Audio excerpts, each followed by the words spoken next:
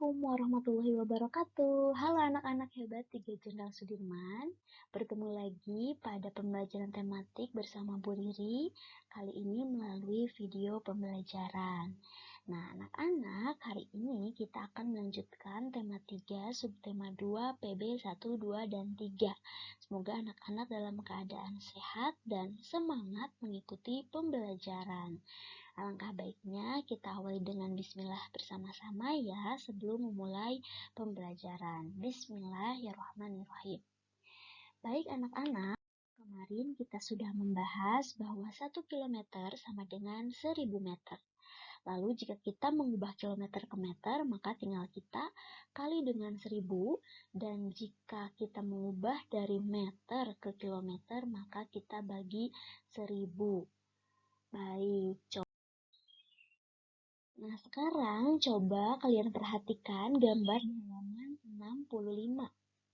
Di halaman 65, di sini ada gambar denah dari beberapa bangunan, lalu kita diminta menentukan jarak dalam satuan meter. Di sini nomor 1 kita mulai dari bangunan rumah Siti ke sekolah. Rumah Siti ke sekolah jaraknya 5 km 100 meter. Kita pindahkan ke sini ya. 5 km 100 meter. Nah, karena yang diminta dalam satuan meter, maka kita ubah yang satuan kilometernya. Berarti tinggal kita kali 1000. 5 dikali 1000 sama dengan 5000 meter. Ditambah 100 meter, maka kita dapatkan hasil 5100 meter. Lalu nomor 2, rumah Udin ke kantor pos. Ini rumah Udin, ini kantor pos. Jaraknya 2 km 850 meter. 2 kilometernya kita ubah menjadi meter sehingga kita dapat 2000. 2000 ditambah 850 sama dengan 2850. Kemudian nomor 3, rumah Siti ke rumah Udin. Berapa jaraknya? Iya, betul. 6 km 350 meter. Lalu kita ubah 6 kilometernya jadi 6000 ditambah 350. Maka jawabannya 6350. Kalau nomor 4 dari rumah Siti ke pasar. Iya, rumah Siti ke pasar jaraknya 6 km 50 meter. Kita ubah ke meter, maka didapatkan hasil 6050 meter. Lalu nomor 5, rumah Udin ke pasar. Mana rumah Udin? Iya, ini rumah Udin. Ya, ini rumah Udin, kemudian ini pasar. Nah, jaraknya berapa? 10 km. Ya, 10 km. Jadi di sini 10 km dan 0 meter ya berarti sisanya. Sehingga dalam meter, kilometer ke meter tinggal dikali 1000, maka kita dapatkan 10.000 meter rumah Udin ke pasar. Oke, good job. Kita lanjutkan ke halaman selanjutnya. Nah, di halaman 66 ini ada pesawat yang diukur ketinggiannya. Alat pengukur ketinggian itu dalam buku kalian ya ada disebut altimeter. Nah, sekarang ditanyakan berapa ketinggian pesawat A dalam satuan kilometer. Di sini pesawat A jarak ketinggiannya itu 3000 meter. Berarti kalau misalkan ditanyakan dalam kilometer tinggal apa? Dibagi 1000. Berarti 3000 dibagi 1000 sama dengan 3 km. Betul. Yang nomor 2, berapa ketinggian pesawat B? Nah, hati-hati di sini bilangannya adalah 4325 meter. Karena kita patokannya itu 1 km sama dengan 1000 meter, maka kita pisahkan ribuannya. Yang jadi ribuan di sini adalah 4 ya, 4000, 4000-an. Maka 4000-nya yang kita bagi dengan 1000 ya, bisa seperti itu. Maka dihasilkan 4 km 325 meter. Atau bisa juga kita langsung bagi 1000 semuanya, tapi nanti hasilnya koma-koma ya. Nah, jadi jawaban nomor 2 bisa 4 km 325 meter atau 4,325 km. Nah, nomor 3, berapa perbedaan ketinggian pesawat B dibandingkan pesawat A? Nah, ini berarti menanyakan selisih di antara ketinggian pesawat A dan B. Kita kurangkan saja 4.325 dikurangi 3.000. Kita dapatkan hasil 1.325 meter atau 1 km 325 meter. Baik, selanjutnya di pembelajaran 2. Kita lanjut ke pembelajaran 2 halaman 70. Nah, kita sudah mempelajari di pembelajaran sebelumnya bahwa wujud benda ada 3, yaitu betul, ada padat, ada cair, dan gas. Selain itu, kita juga melalui pengertian benda ya. Di hari Senin kita bahas bahwa benda itu juga dapat dikatakan mempunyai ciri yang pertama, menempati ruang atau memiliki volume ya, kata lain dari menempati ruang itu. Kemudian nomor 2 adalah benda mempunyai massa. Nah, double S ya, jangan lupa masanya. Nah, apa itu volume? Apa ya volume itu? Volume adalah ukuran ruang yang ditempati oleh suatu benda.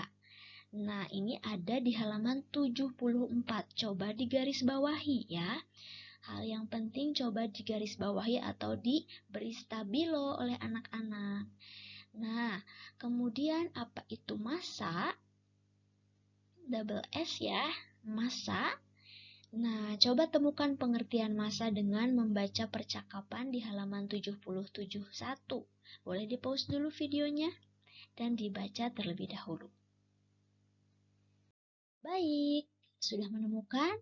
Iya, pengertiannya ada di halaman 71 dialognya Ibu Guru, di mana massa itu adalah banyaknya bahan penyusun yang terdapat dalam benda, disebut massa.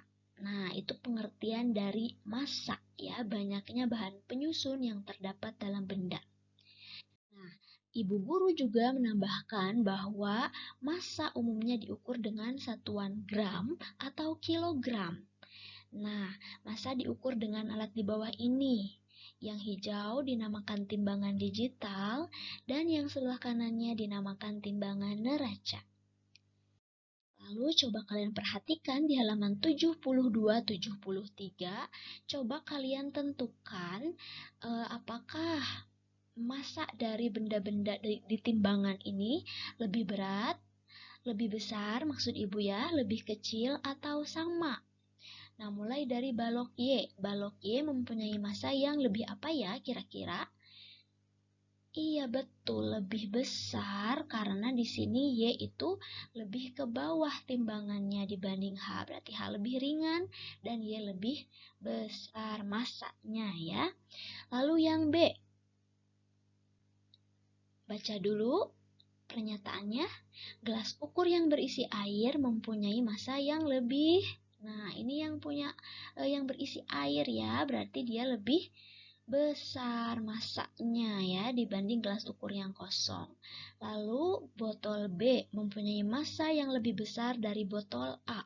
Botol B mempunyai berat yang lebih besar dari botol A. Kemudian kalau yang D, bola yang kempes mempunyai massa yang lebih. Ini di atas posisinya berarti lebih ringan ya, atau massanya lebih kecil ya dibanding dengan bola yang ada di sebelah kiri yang isi ya. Oke, dan nomor 5. Wah, Ibu ini sama, timbangannya seimbang ya. Berarti kita bisa di sini menyebutkan bahwa 6 apel mempunyai massa yang lebih besar, lebih kecil atau sama? Iya, kita isi dengan sama ya. Nah, karena ini seimbang, oleh sebab itu di sini juga diisi sama. Baik, nah coba kalian baca juga halaman 73 ya. Di halaman 73 itu, em, tahukah kamu bahwa berat dan massa mempunyai perbedaan? Massa benda di mana-mana sama, namun berat benda dapat berubah-ubah tergantung gaya tarik bumi di tempat itu. Gaya tarik bumi disebut juga gaya gravitasi. Contohnya, massa tubuh di bumi ataupun di bulan sama, namun berat tubuh di bumi dengan di bulan berbeda. Berat tubuh astronot di bulan lebih ringan daripada di bumi. Dalam percakapan sehari-hari dan hitungan matematika, orang sering menyamakan istilah berat dengan massa. Seperti kita sering mendengar orang mengatakan, "Berapa beratmu?" Nah, adapun yang benar berapa massamu ya. Yang diukur pada timbangan adalah massa, bukan berat. Namun karena istilah berat sudah umum digunakan dalam bahasa sehari-hari, jadi kita sering menyebut berat. Nah, gravitasi di permukaan bumi relatif sama sehingga penggunaan kata berat untuk menggantikan massa masih dibolehkan. Itu ya, pengetahuan tentang perbedaan istilah massa dengan berat. Baik. Di sini selain massa, benda juga mempunyai volume. Apakah volume benda itu? Nah, tadi kita sudah bahas ya bahwa volume itu adalah ukuran ruang yang ditempati oleh suatu benda. Nah, di sini benda yang lebih kecil menempati ruang yang lebih kecil dibandingkan benda yang besar. Hal ini berarti benda yang kecil memiliki volume yang kecil juga. Benda yang besar memiliki volume yang besar. Nah, seperti pada gambar ini ya, volume akuarium A itu lebih besar daripada volume akuarium B. Tentu saja karena ini ikannya saja lebih besar yang A dibanding yang B ya. Oke, baik, sekarang coba kita perhatikan halaman 76. Di sini kita diminta mengisi titik-titik dari pernyataan ini. Bahwa benda di sekeliling kita terdiri atas benda hidup dan benda apa? Benda tak hidup ya. Hari Senin kita sudah bahas. Benda juga mempunyai 3 wujud, yaitu benda, padat, cair, dan gas. Benda mempunyai ciri-ciri, yaitu memiliki volume dan juga apa tadi? Massa. Betul, itu ya isi dari titik-titik di halaman 76. Good job. Selanjutnya, di pembelajaran 3 itu seharusnya kita melakukan percobaan ya. Percobaan ini ceritanya kita menyiapkan benda-benda di sekitar sekolah kita, kemudian benda-benda yang kita kumpulkan tersebut kita masukkan ke dalam ember, ke dalam gelas, dan ke kantong plastik. Lalu kita amati apa saja perubahannya. Nah, contoh di sini ya, pensil. Apakah bentuknya berubah sesuai tempat? Tidak ya, pensil itu tidak berubah bentuknya hanya karena dia disimpan di gelas, di ember, di kantong plastik, maka berubah pensilnya jadi bentuknya itu membesar ataupun memanjang? Tidak ya. Nah, bentuknya itu tetap walaupun tempatnya berubah. Nah, ini di checklist. Kemudian dapat digenggam tidak semua benda-bendanya. Kalau dalam contoh ini pensil dapat digenggam? Dapat digenggam, berarti di checklist. Nah, itu percobaannya. Namun dari sini kita tahu bahwa sifat benda padat itu berarti apa saja? Nah, lihat yang di checklistnya ya, yang di checklistnya. Sifat benda padat berarti yang pertama bentuknya tetap walaupun tempatnya berubah. Kemudian dapat digenggam. Nah, kemudian tambahan dari Ibu. Sifat benda padat juga memiliki volume yang tetap. Karena dia bentuknya tetap, volumenya juga tetap. Lalu yang keempat memiliki kekerasan tertentu. Karena dia dapat digenggam ya. Oke, coba kalian isi di bagian kotak halaman 81 di sini ya. Diisi nanti difotokan lalu dikirim ke Edulogi ya, seperti halaman-halaman sebelumnya. Baik. Lalu di halaman 84, di sini ada Udin dan Beni. Ya, nomor 1 akan berlomba lari. Jarak yang ditempuh 350 meter. Lomba pun segera dimulai. Nah, saat Udin telah sampai ke garis akhir, Beni baru menempuh 200 meter.